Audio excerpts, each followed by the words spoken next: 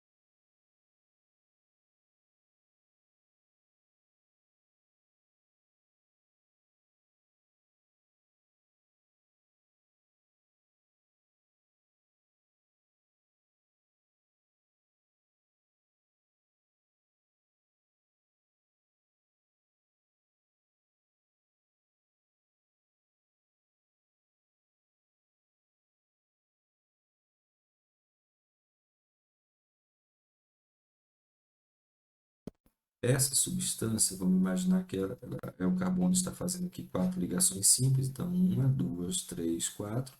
Podemos imaginar aqui o hidrogênio, o cloro, outro cloro e outro cloro. O cloro é mais eletronegativo do que o carbono, então nós temos uma espécie de atração, né? Um vetor de atração para cá e outro para cá. Esses dois vetores até que se cancelam.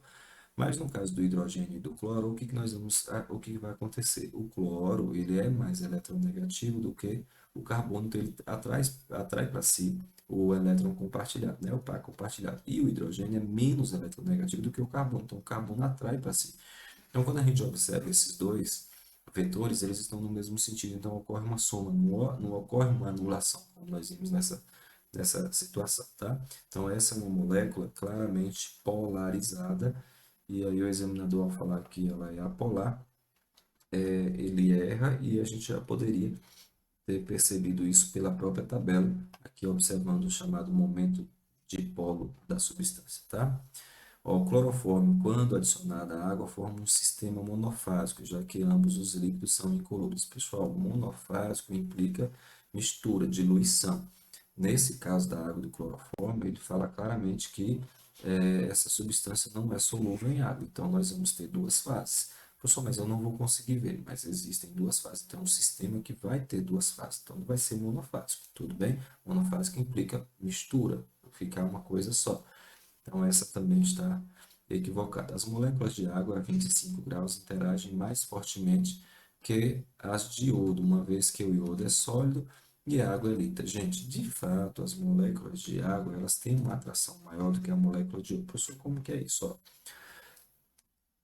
a água, como a gente está falando sempre, ela é uma molécula polarizada, ou seja, o hidrogênio ele tem uma eletronegatividade mais acentuada em relação ao hidrogênio. Então, ele cria um polo negativo em torno de si e os hidrogênios ficam com a carga acentuadamente positiva. Isso acaba gerando uma atração entre uma outra molécula de água, principalmente aqui entre o oxigênio e o hidrogênio da molécula vizinha. Pessoal, esse tipo de ligação, inclusive, recebe um nome específico, é chamada ponte de hidrogênio. Quando o hidrogênio se relaciona, produz essa atração com o flúor, com o oxigênio e com o nitrogênio, chamado FON, esse tipo de atração vai ser chamada de ponte de hidrogênio. E ela é forte porque ela envolve polaridades, né, entre as moléculas. Já a molécula de iodo, o que que acontece?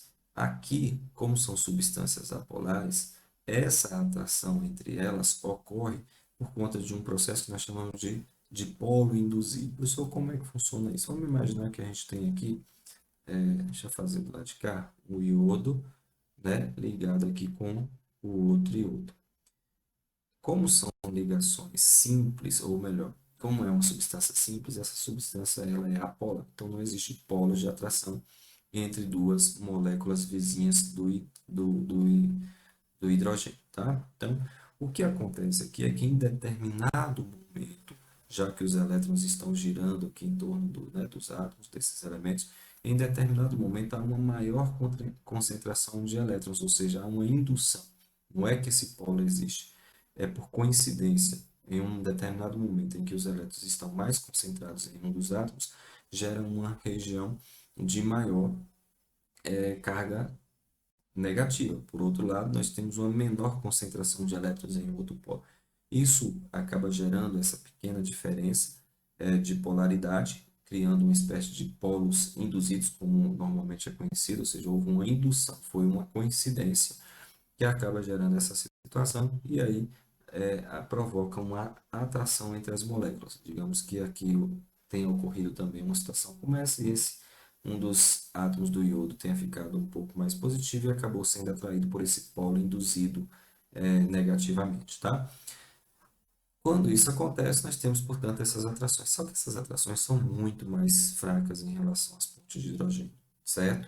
E aí, quando ele fala que a água a 25 graus interage mais fortemente do que o iodo, sim, de fato, uma vez que o iodo é sólido, a justificativa não é essa, tá? É por conta dessa diferença de polaridade, no caso do iodo, uma indução, e no caso da água, as pontes de hidrogênio, e não por conta do estado físico da matéria. Isso não está relacionado com essa atração entre as moléculas, portanto, item falso. E o último, a interação das moléculas de iodo é classificada como dipolo instantâneo, dipolo induzido. Exatamente, ó. Dipolo instantâneo foi aquilo que a gente está discutindo, o dipolo induzido. Foi por um instante que aconteceu aquela pequena polaridade na molécula, que ela é, por natureza, apolar. E isso acaba fazendo com que elas se mantenham ali próximas, tudo bem? Então, essa última ela de fato está verdadeira, então ficou verdadeiro, falso, falso, falso, e verdadeiro, item 1 da nossa questão. Até a próxima.